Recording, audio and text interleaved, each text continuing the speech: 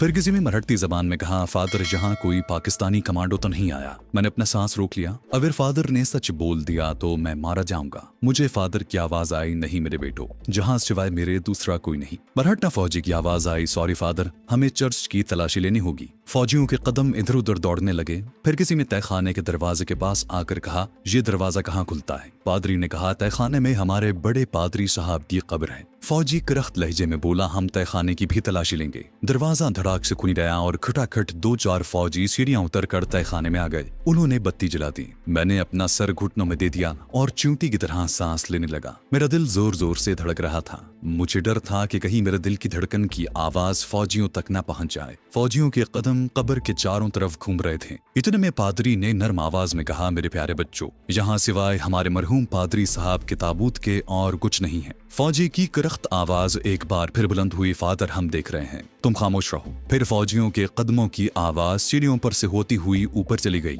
दरवाजा बंद कर दिया गया। मैंने घुटनों में से अपना सर ऊपर उठा लिया और खुदा का शुक्र अदा किया। एक बहुत बड़ी बला टल गई थी। खा वक्ती तौर पर सही, पादरी की इंसान दोस्ती की इस नायाब मिसाल ने मुझे उनका गर्विदा बना लिया था। मैं हैरान था कि एक नेक दिल पादरी ने सिर्फ मेरी जान बचाने के लिए मुझे पनाह दे दी थी। हालांकि उन्हें कुछ मालूम नहीं था कि मैं कौन हूँ और फौज मेरे पीछे क्यों लगी हुई है। और फिर जब उन्हें ये मालूम हुआ कि मैं पाकिस्तान का जासूस हूँ, तब भी उन्होंने मेरी जिंदगी बचाने के लिए झूठ बोलकर मुझे गोलियों का निशाना बनने से बचा लिया। मेरा दिल पादरी के लिए मोहब्बत और अकीदत के जज्बात से लबरेज हो गया। फिर मैंने जीप के स्टार्ट होकर गिरजा के अहाते से दूर चले जाने की आवाज सुनी। मराठा रेजिमेंट के फौजी चले गए थे। मैं अपनी जगह पर उसी तरह सिमटा बैठा था। फिर मुझे तहखाने का दरवाजा खुलने और सीढ़ियों पर किसी के पुरसुकून कदमों की चाप सुनाई दी। ये पादरी ही हो सकते थे। किसी ने कब्र के पहलू का तख्ता एक तरफ हटा दिया। बाहर आ जाओ मेरे बेटे, वो चले गए हैं। पादरी की आवाज में वही शफकत और मोहब्बत थी। वो मुझे अपने साथ ऊपर अपनी कोठरी में ले गए।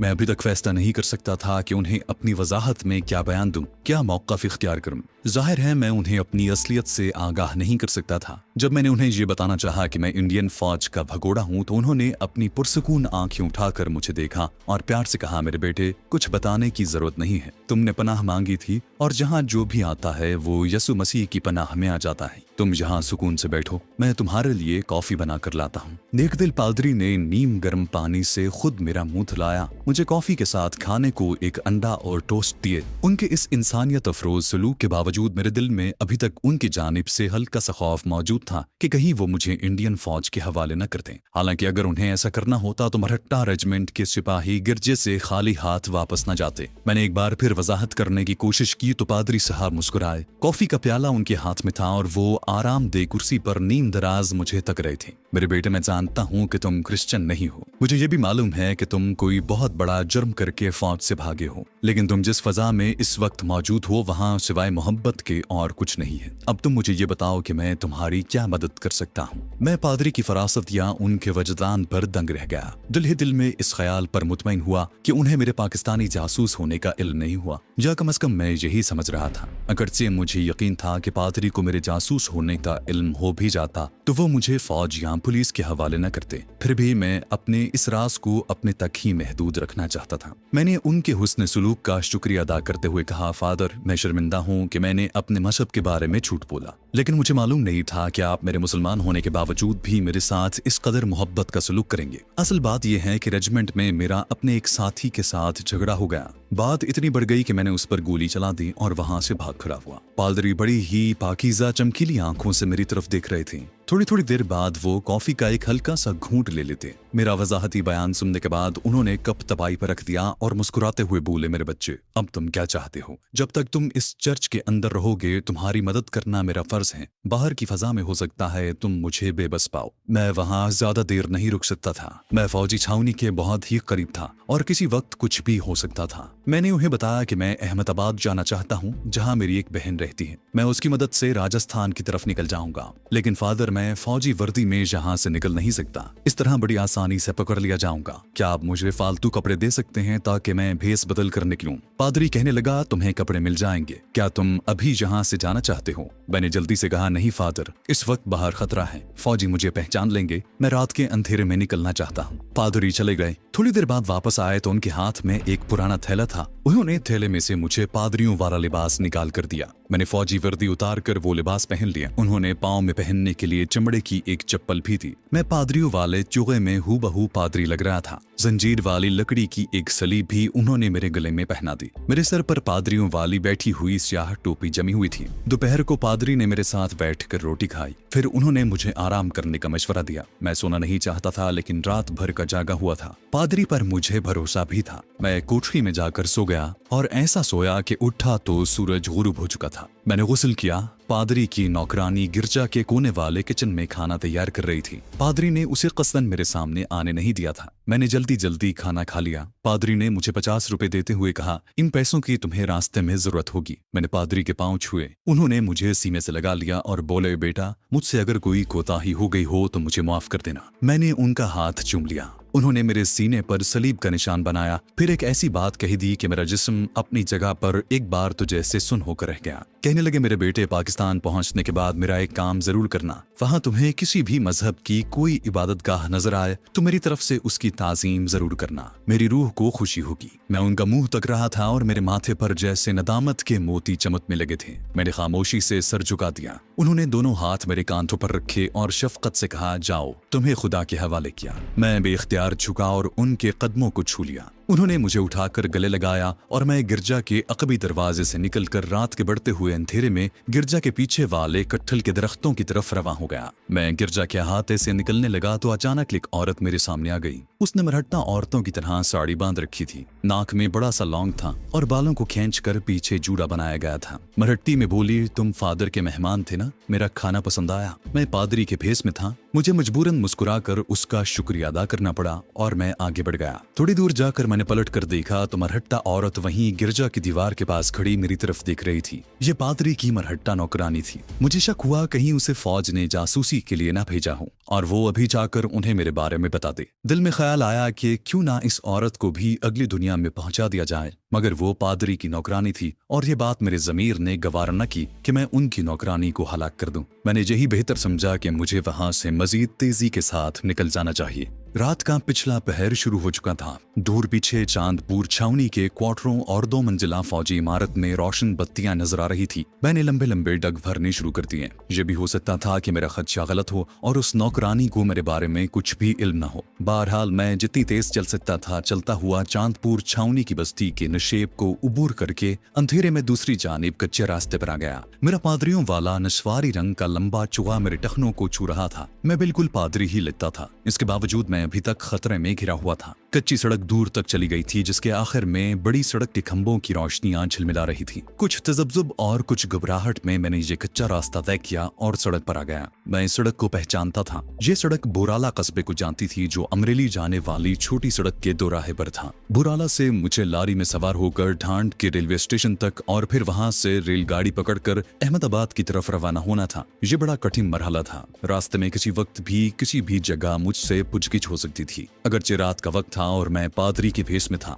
फिर भी मिलिट्री इंटेलिजेंस की शिकारी निगाहों से बचकर निकलना मामूली काम नहीं था। लेकिन मुझे हर हालत में अहमदाबाद अपने एजेंट के पास पहुंचना था। मैं बड़ी सड़क के किनारे किनारे चला जा रहा था कि पीछे से किसी गाड़ी की रोशनी मुझ पर पड़ी। मैं सड़क से उतरकर झाड़ियों की तरफ हो गया। गाड़ी मुझसे चंद कदम के फासले पर आगे जाकर रुकी। मेरा दिल धड़कने लगा, लेकिन ये देखकर तसल्ली हुई कि ये गाड़ी फौजी नहीं थी, बल्कि भारत में बनी हुई पुराने मॉडल की एम्बेसडर कार थी। कार का दरवाजा खुला और अंदर से किसी मर्द की आवाज आई, फादर, आपको कहाँ जाना है? तशरीफ लाइए। ये शख्स मुझे पादरी समझकर लिफ्ट दे रहा था। मैं आहिस्ता आहिस्ता कदमों से चलता हुआ गाड़ी के पास आया और झुककर बोला, बेटा, तुम कहाँ जा रहे हो? मैंने देखा कि गाड़ी में सिर्फ एक ही आदमी सवार था। ये खद्दर पोश भारी जिस्म का आदमी था। सर पर कांग्रेसी कैप थी। वो सिगरेट पी रहा था। उसने कहा, फादर, मैं ढांड जा रहा हूँ, आपको वहां तक लिफ्ट दे सकता हूँ। मैं उसके साथ वाली सीट पर उसका शुक्रिया अदा करते हुए बैठ गया। कार आगे को चल पड़ी। उस खद्दर पोश ने मुझसे बात शुरू कर दी। मैंने उसे बताया कि मैं चांदपुर अपने पादरी भाई से मिलने आया था, अब वापस ढांड जा रहा हूँ। खद्दर पोश ढांड कांग्रेसी कमेटी का सदर और वहाँ का जमींदार था। आदमी बाअखलाक था। उसने थर्मस में से कॉफी निकाल कर कप में डाली और मुझे पेश की। मैं खामोशी से कॉफी पीने लगा।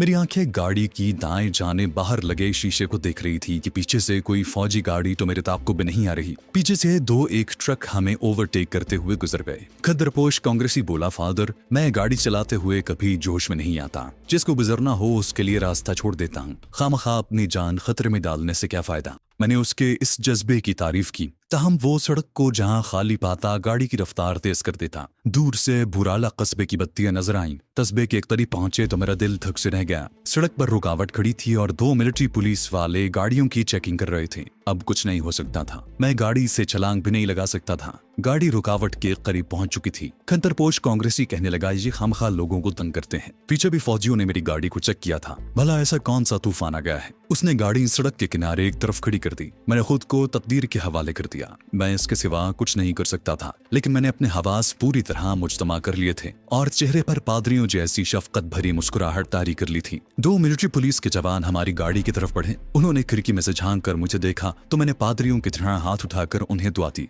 अब वो खंतरपोश कांग्रेसी की तरफ मुतवज्जे हुए। उन्होंने लाइसेंस लेकर टॉर्च की रोशनी में गौर से देखा, फिर उसे वापस करते हुए कहा, निकल चलो आगे। साथ ही एक फौजी ने सड़क पर रुकावट के पास खड़ी फौजी पुलिस के जवानों को इशारा किया। उन्होंने सड़क पर से रुकावट एक तरफ खिसका दी। हमारी गाड़ी आगे निकल गई। मैंने गहरा सांस भरकर खुदा का शुक्रिया अदा किया। ये बला टल गई थी। मेरा कांग्रेसी साथी इन फौजियों को बुरा भला कह रहा था। फिर बोला, फादर आज बात क्या है? मेरा ख्याल है जरूर दुश्मन का कोई जासूस इधर घुस आया है। लेकिन जासूस को इधर आने की क्या जरूरत है? यहाँ तो पहले ही मिट्टी का तेल नहीं मिलता।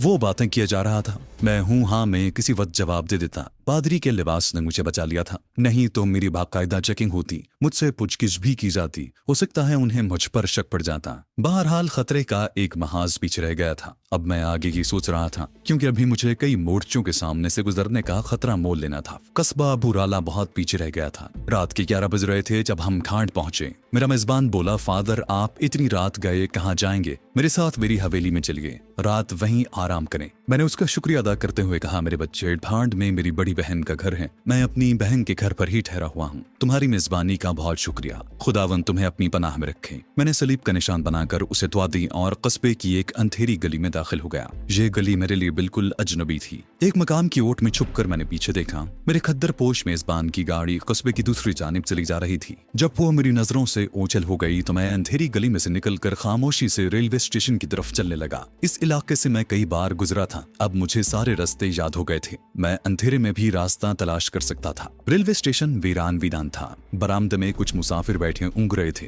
कुछ खर्राटे ले रहे थे। बुकिंग ऑफिस बंद था। गेट पर भी कोई टिकट बाबू नहीं था। मुझे याद नहीं आ रहा था कि अहमदाबाद जाने वाली गाड़ी अमरावती से किस वक्त यहाँ पहुँचती है। एक मुसाफिर से पूछा तो मालूम हुआ कि अहमदाबाद वाली पैसेंजर ट्रेन रात के 12:15 बजे आएगी। खुशकिस्मती से काफी वक्त गुजर चुका था और ट्रेन के आने में अगर वो सही टाइम पर आ गई तो सिर्फ पौन घंटा बाकी था। मैं एक बेंच के कोने में जाकर बैठ गया और यूं दोनों हाथ जोड़कर होंठों के साथ लगा लिए जैसे इबादत कर रहा हूँ। मेरी आंखें बड़ी होशियारी से चारों तरफ का जायजा ले रही थी। अड्डे पर सिर्फ एक तांगा खड़ा था। रक्षा वगैरह कोई नहीं था। पीपल के दरख्त के पास जो चाय की दुकान थी, 2 गाहक टूटी फूटी कुर्सियों पर बैठे चाय पी रहे थे और तेज तेज बातें कर रहे थे। मेरे पास घड़ी नहीं थी। अंदाजे से मैं कुछ देर बाद उठा और स्टेशन के बरामदे में आकर घड़ी देखी। अभी ट्रेन आने में आध घंटा बाकी था। मैं बेंच पर आकर बैठ गया। बड़े तजब्जुब और हेजान के साथ वक्त गुजर रहा था। कमबख्त ट्रेन आज फिर लेट थी। रात 1:45 बजे उसके इंजन की आवाज दूर से सुनाई दी तो मेरी जान में जान आई।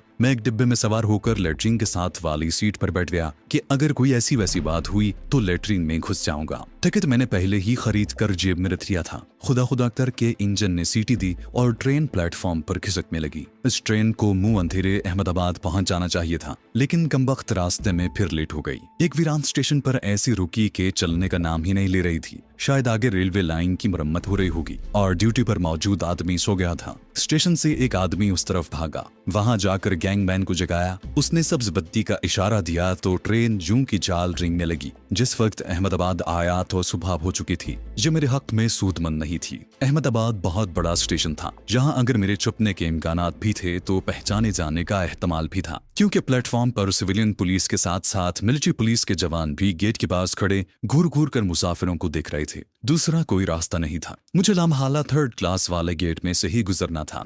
अब ख्याल आया कि मुझे 2nd क्लास का टिकट लेना चाहिए था। मैं रश के बीच में घुस गया और मुसाफिर की रेले के साथ खुद ब खुद गेट की तरफ बढ़ने लगा। जब मैंने महसूस किया कि मैं मिलिट्री पुलिस के जवानों की तेज निगाहों की जद में हूं तो मैंने अपने चेहरे पर बड़ी आजिजाना सी मुस्कुराहट तारी की और एक नेक दिल पादरी की तरह दायां हाथ ऊपर उठाकर मुसाफिरों को सब्र करने की तलकीन करने लगा। जब मैं गेट से निकलकर स्टेशन की लॉबी में आया तो मिलिट्री पुलिस का एक फौजी मेरी जानिब आकर बोला, फादर आपको सार्जेंट बुला रहे हैं। मेरे पांव तले एक बार तो जमीन जैसे खिसक गई।